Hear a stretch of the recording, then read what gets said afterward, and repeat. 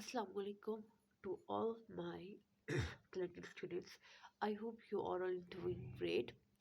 As you all know that we have done with our unit number 3, Kind of Great Leader, with its comprehension, question answers and reading. Now we have to deal with our exercise. There are some multiple choice questions. So we have already done the chapter. So according to that chapter, we will try to solve it. Please pay attention. Please come on the page number 28. The first one is as he drove through the great sea of people that stretch from the airport to the city. In this sentence, metaphor sea of the people conveys the idea that इसमें जो sea of people है उसको इस idea को किसके साथ convey किया गया. The first sentence is the people were moving like a waves. No, उसने लहरों की तो कोई बात ही नहीं हुई. यहाँ पे है there was a very great number of people. यहाँ पे सी ऑफ द पीपल को किस चीज़ से कंपेयर किया गया है?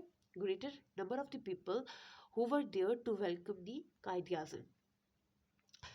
As soon as he appeared, the whole crowd roared with one voice, Pakistan Zindabad. Using the comparison clue, the word road in this sentence means.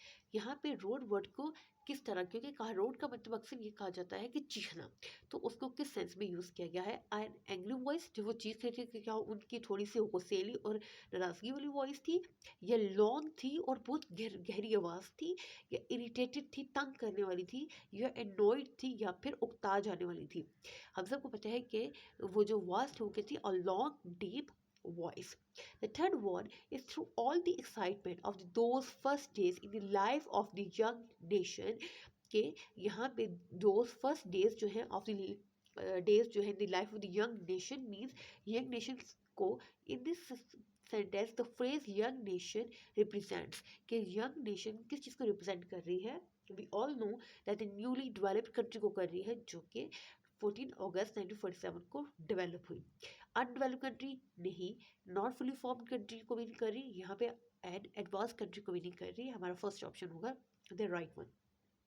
Qaid-e-Azam, the man who had made it possible, remained calm, serious and sober after the independence because के कायदे आज़म जो है वो sober भी serious और काम रहे क्योंकि after getting the he of course independence. Why? Because he was thinking of the millions of the people who had become the homeless. और सब वो लोग हैं कि जो बेघर हो गए थे उनके बारे में सोचे. That's why he was serious. Now come on the next page, page number 29. Here we have the fifth option, multiple choice. Muhammad Ali Jinnah was at this time tired and far from the well, कि वो क्या है सेहतयाबी से दूर थे at that time. In this sentence the phrase far from well refers to. far का मतलब हमें सबको पता है दूर है, कहाँ से? ठीक. well किसको कहते हैं? ठीक होना. ठीक से सेहतयाबी से दूर थे, इसकी किसको रेफर किया जा रहा है? हमें पता है ill और ailing से, bedridden और the disabled, cruel और इन्फर्म, इंजर्ड और हर्ट. हमको पता है कि कायद आज़म जो है एट दैट मोमेंट थक भी चुके थे जिस because of the day and night working. So he was ill. The right option is A. Now move towards the vocabulary part. Here page number, you can see the page number. So here E part.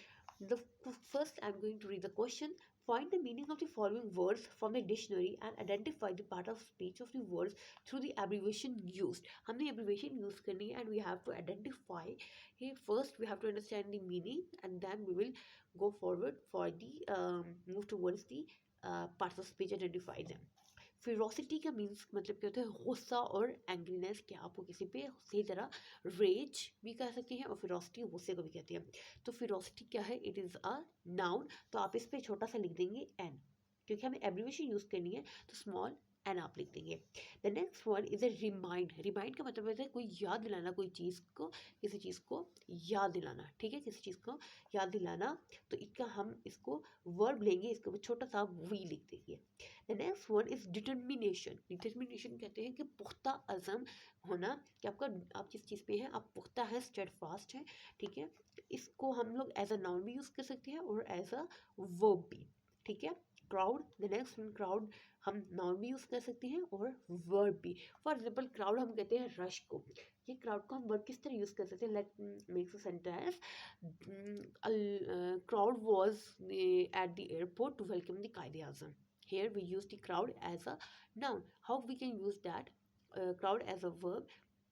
Qaid Azam was surrounded by the large crowd. No, sorry for that, ये हमारे पास crowd जो है वो as a noun हो चुका हुआ है, और एज अ वर्ब क्या करेंगे कि Quaid Azam was crowded by the large amount of the people.